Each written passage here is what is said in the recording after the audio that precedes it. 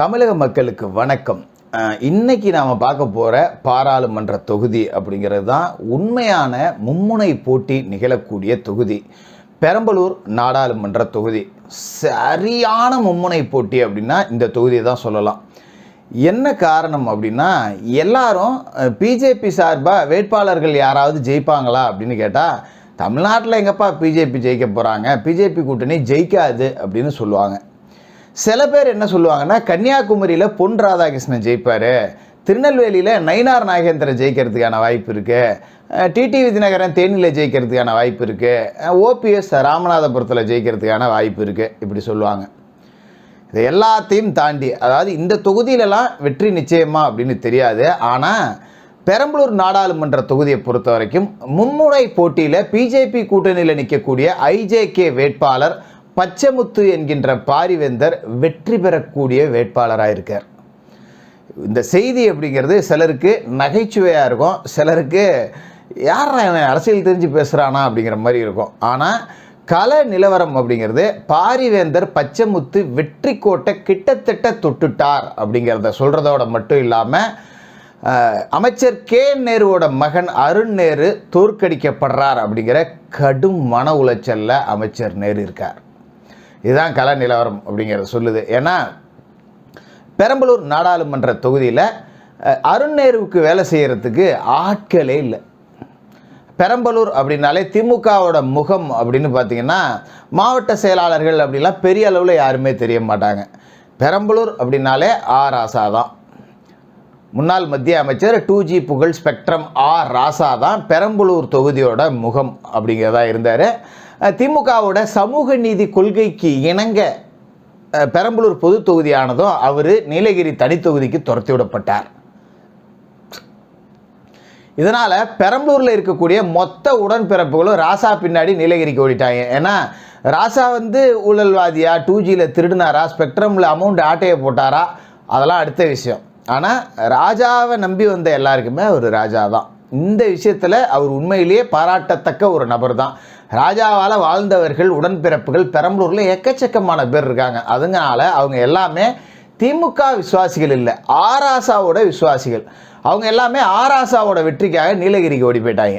அப்போ இங்கே வேலை செய்கிறதுக்கே ஆட்கள் இல்லை.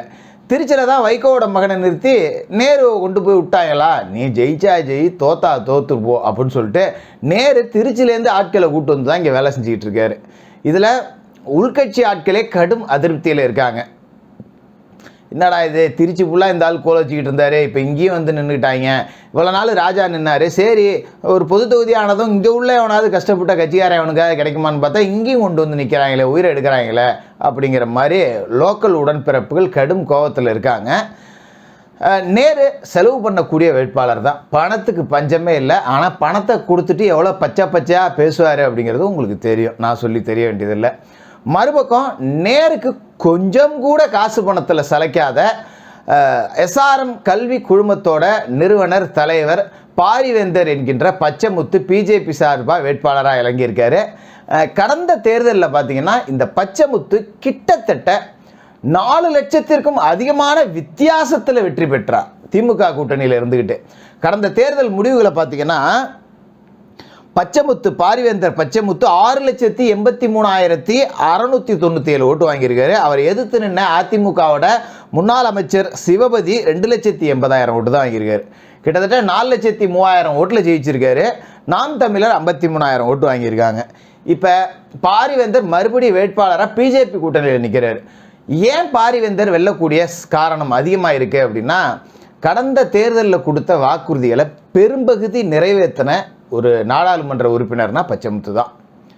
அதே மாதிரி நாடாளுமன்றத்தில் நடந்த எல்லா விவாதத்திலையும் கலந்துருக்காரு, பல கேள்விகளை எழுப்பியிருக்காரு, 2 மசோதாக்களை கொண்டு வந்திருக்காரு, பல விவாதங்கள்லையும் கலந்துருக்காரு. முழுக்க நாடாளுமன்றத்தில் சிறப்பாக செயல்பட்ட ஒரு MP அப்படின்னு சொல்லலாம். அது மட்டும் இல்லாமல் அந்த பெரம்பலூர் நாடாளுமன்ற தொகுதிக்கு உட்பட்ட அரசு பள்ளிகளுக்கு மடிக்கணினி தன்னோட சொந்த பணத்தில் வாங்கி கொடுத்துருக்காரு. காசு பணத்துக்காக பஞ்சம், கோடியாக மலையாக குமிஞ்சு கிடக்கு, காசுக்காக அவருக்கு பஞ்சம், அள்ளி தெளிச்சிருக்காரு தொகுதி முழுக்க. அது இல்லாமல் விவசாயத்துக்கு தண்ணி இல்லையா, வாட்டர் டேங்கு லாரியில் தண்ணி கொண்டு வந்து ஃபுல்லாக சப்ளை ஆகிருக்கு. பரவாயில்லையா, எந்த அரசியல்வாதியுமே திரும்பி பார்க்கல, இந்த மனுஷனாக வரானே அப்படிங்கிற அளவுக்கு மக்களை பேச வச்சிருக்கார் அப்படிங்கிறது மறுக்க முடியாத உண்மை. அதோட பாரிவேந்தர் சார்ந்திருக்கக்கூடிய, இன்னும் சொல்ல போனால் பாரிவேந்தரை சார்ந்திருக்கக்கூடிய உடையார் சமூக வாக்குகள் அப்படிங்கிறது 2.5 லட்சம் இருக்குது இந்த தொகுதியில். கிட்டத்தட்ட இஸ்லாமிய மக்கள் மாதிரி தான் உடையார் மக்களும். இப்போ இஸ்லாமிய சமூக மக்கள் அவங்க சார்பாக ஒரு வேட்பாளர்னா கட்சி கட்சியெல்லாம் பார்க்குறது இல்லை, பிஜேபிக்கு எதிராக என்ன போதும் மொத்தமாக கொண்டு போய் குத்திடுவாங்க. அதே மாதிரி தான் உடையார் சமூக மக்கள் தன்னோட வேட்பாளர்னாலே ஓட்டு போடுவாங்க. இப்போ பாரிவேந்தரே நிற்கும் போது நிறைய பேரை வளர்த்து விட்ருக்காருங்கிறதால 2.5 லட்சம் ஓட்டில் போலிங் ஆகிற ஓட்டில் 95% பாரிவேந்தர் வாங்கிடுவார். அதில் எந்த மாற்றமும் இல்லை. உடையார் சமூக வாக்கள் 2.5 ஒரு 230 போலிங் ஆகும். அதில் எப்படியும் 2 லட்சத்துக்கு மேலே பாரிவேந்தர் வாங்கிடுவார். அதனால் ஒரு பயங்கர லீடிங் அப்படிங்கிறது கிடைக்கும். மறுபக்கம் பார்த்திங்கன்னா அருண் நேரு அங்கே இருக்கக்கூடிய ரெட்டியார் சமூக ஓட்டுகள், இஸ்லாமிய ஓட்டுகள், இது எல்லாத்தையும் இழுத்தரலாம் அப்படிங்கிற நம்பிக்கையோடு நின்றுட்டுருக்காரு. முக்குளத்தூர் ஓட்டு அப்படிங்கிறதும் இருக்குது. அதிமுக வேட்பாளர் சந்திரமோகன் இந்த தொகுதியை பொறுத்த வரைக்கும் பெரும்பான்மை வாக்கு வங்கி சமூகமாக இருக்கக்கூடிய முத்தரையர் சமூக வாக்குகளை நம்பி நிற்கிறாரு, அந்த சமூகத்தை சேர்ந்தவர் அப்படிங்கிறதால. அப்போ ஒரு நிஜமான மும்முனை போட்டி அப்படிங்கிறது இருக்குது. முத்திரையர் சமூக வாக்குகள் தான் அதிகம். அதனால் முத்திரையரான ஒரு சந்திரமோகனையே களமிறங்கியிருக்காங்க. தன்னோட சார்ந்த சமூக ஓட்டுகள் தனக்கு கிடைக்கும் அப்படிங்கிற நம்பிக்கையோட சந்திரமோகன் தீவிரமாக களத்தில் இறங்கி வேலை பார்த்துக்கிட்டு இருக்கார். இந்த மாவட்டத்தை பொறுத்த வரைக்கும் அதிமுகவுக்கு ஒரு பெரிய முகம் அப்படிங்கிறது கிடையாது. அதே காரணம் பிஜேபிக்கு சாதகமாக போயிடுச்சு. ஏன்னா இந்த மாவட்டத்தை பொறுத்த வரைக்கும் முக்கிய முகங்கள் அப்படின்னு பார்த்தீங்கன்னா, முன்னாள் மாவட்ட செயலாளராக இருந்த ரவிச்சந்திரன் அவர் இப்போ ஒதுங்கி இருக்கார்.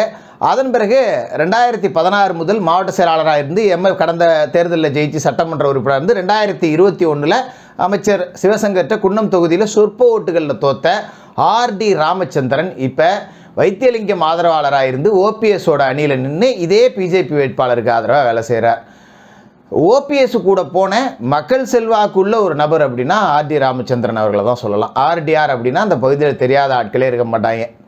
யாரோ ஒருத்தர் முன்ன தெரியாதவங்க போய் ஒரு உதவி நின்னா கூட கையிலேருந்து முன்னால் முடிஞ்சதை எடுத்து கொடுக்கக்கூடிய ஒரு நபர், மக்கள்கிட்ட எளிதாக பழகக்கூடிய ஒரு நபர் ஆர்டி ராமச்சந்திரன்.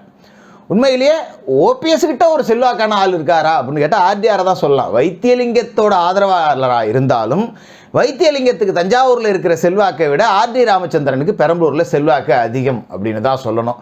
இவரோட இந்த ஒட்டுமொத்த உழைப்பு அப்படிங்கிறதும் பார்த்தீங்கன்னா பாரிவேந்தர் பக்கமே இருக்குது. இவரும் உடையார் சமூகத்தை சேர்ந்தவர் அப்படிங்கிறதால தான் உடையார்னு பேசுகிறேன்னு நான் உடையார்னு கணக்கு போட்டுறாதீங்க. நான் இல்லை, ஆளை விட்டுருங்க, அந்த ஜாதி உள்ள நான் வரல. இந்த இடத்துல நிலவரம் அப்படிங்கிறத அப்படி தான் இருக்குது. கிட்டத்தட்ட பாரிவேந்தர் ஜெயிச்சிட்டார் அப்படிங்கிறது இப்பயே முடிவாயிடுச்சு. இதனால் அருண் செம்ம கடுப்பில் இருக்கார்.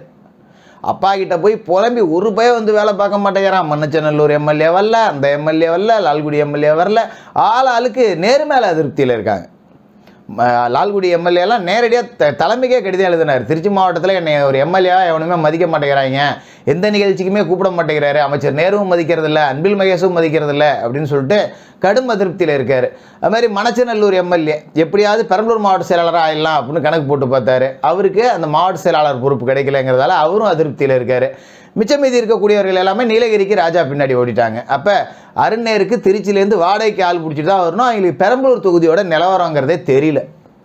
மறுபக்கம் பச்சைமுத்துவுக்கு ஏற்கனவே இங்கே 5 வருடம் நாடாளுமன்ற உறுப்பினராக இருந்திருக்காரு. நிறைய சமூக ஆட்கள், கிராம தலைவர்கள் இருக்காங்க இல்லையா, எல்லாருமே ஒன்றிணைஞ்சு நிற்கிறாங்க. காசு விளையாடுது, தண்ணியாக ஓடுது பெரம்பலூரில் காசு. அப்போ தாராளமாக பச்சைமுத்து ஜெயிக்கிறதுக்கான சாத்தியம் அப்படிங்கிறது சாத்தியம்னே சொல்ல வேண்டியதில்லை, ரிசல்ட்டுன்னே சொல்லிடலாம். இதை பச்சைமுத்து வெற்றி. பிஜேபி தமிழ்நாட்டில் எங்கே ஜெயிக்குதோ இல்லையோ பெரம்பலூர் ஒரு தொகுதி நிச்சய வெற்றி பிஜேபி கூட்டணிக்கு. 2வது இடம் அதிமுகவா திமுகவா அப்படின்னா கடும் போட்டி அப்படிங்கிறது தான் இருக்கும். நேரு கடைசி நேரத்தில் ஏதாவது கவனித்து 2வது இடத்துக்கு கொண்டு வந்துடுவார் அப்படிங்கிறது எதிர்பார்க்கப்படுது. இதனால் பெரம்பலூர் தொகுதியை பொறுத்த வரைக்கும் அதிமுக வேட்பாளர் சந்திரமோகன் 3ஆம் இடத்துக்கு தள்ளப்படுறதுக்கான வாய்ப்புகள் தான் இருக்குங்கிறது தான் கள நிலவரம் சொல்லுது. பார்ப்போம் தொடர்ந்து என்ன நடக்குதுன்னு.